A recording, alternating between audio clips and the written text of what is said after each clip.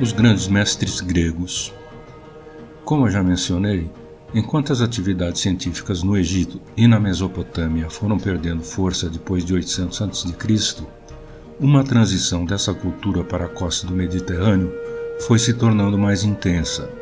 A Grécia Clássica foi um período de cerca de 200 anos, o século V e IV a.C. Esse período clássico viu a anexação de grande parte da Grécia moderna pelo Império Persa e sua subsequente independência. A Grécia Clássica teve uma influência poderosa no Império Romano e nas fundações da civilização ocidental. Muito da política ocidental moderna, pensamento artístico, arquitetura, escultura, pensamento científico, teatro, literatura e filosofia, deriva desse período da história grega. Grandes mestres da matemática viveram na Grécia e em partes do Império Romano antes da era cristã. Suas obras são clássicos notáveis que se unem às obras filosóficas e artísticas, sendo considerados a cultura seminal sobre a qual a civilização ocidental se baseou. Além de Aristóteles, figuras como Tales, Euclides, Pitágoras, Arquimedes e outros eram observadores argutos dos fenômenos naturais, e a eles devemos a criação da matemática e da física como um conjunto de disciplinas bem organizadas. Os gregos reduziam tudo a princípios fundamentais e construíram um mundo ideal, mesmo que fosse um mundo reduzido a formas geométricas. O quadro mostra os temas abordados pelos gregos e seu desenvolvimento ao longo do tempo. Do ponto de vista da história da ciência, é surpreendente com que ousadia os gregos abordaram as mais difíceis perguntas logo no início.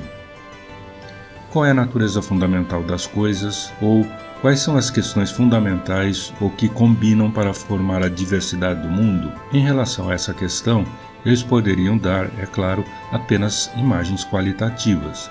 E como já falamos, a imagem qualitativa deixada por Aristóteles não estava correta e somente seu abandono completo pode abrir o caminho para novas ideias sobre a composição da matéria. Em contraste, a teoria atômica de Demócrito, embora também apenas qualitativa, tinha a possibilidade de sua transformação em uma teoria quantitativa escondida dentro dela. Primeiro precisamos mencionar algo que talvez seja a pior falha da matemática antiga, a saber, o primitivismo da notação matemática.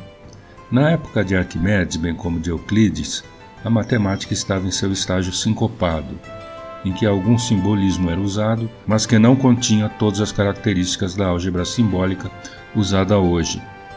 Por exemplo, havia uma restrição em que a subtração só poderia ser usada uma vez em um dos lados de uma equação, que não é o caso na álgebra simbólica. A preferência dos gregos pela geometria, à custa da aritmética, é ilustrada, por exemplo, por seu confuso sistema numérico. A geometria plana e a geometria sólida são parte da geometria euclidiana ou geometria clássica. Por mais de 2000 anos, a palavra geometria e as palavras geometria euclidiana eram quase sinônimos. Porém, isso mudou com as descobertas feitas no início do século XIX, quando instrumentos criados pelo homem, como os poderosos telescópios, detectaram inconsistências nessas teorias. Isso não significa que a geometria euclidiana estava simplesmente errada. Pelo contrário, confirma que ela é uma boa abordagem às propriedades do espaço físico em que vivemos. Porém, isso mostrou ainda que em espaços maiores como o Sistema Solar, em espaços nos quais o campo gravitacional é muito forte, algumas dessas propriedades não se aplicam. Os romanos são famosos por suas conquistas avançadas na engenharia, embora algumas de suas próprias invenções tenham sido melhorias feitas em ideias, conceitos e invenções mais antigas. A tecnologia para trazer água corrente às cidades foi desenvolvida no Oriente, mas transformada pelos romanos numa tecnologia que era impensável na Grécia. A arquitetura usada em Roma foi fortemente influenciada por fontes gregas e etruscas. Os romanos contribuíram muito pouco para o desenvolvimento da geometria e na física foram primordialmente consumidores e transmissores do conhecimento grego.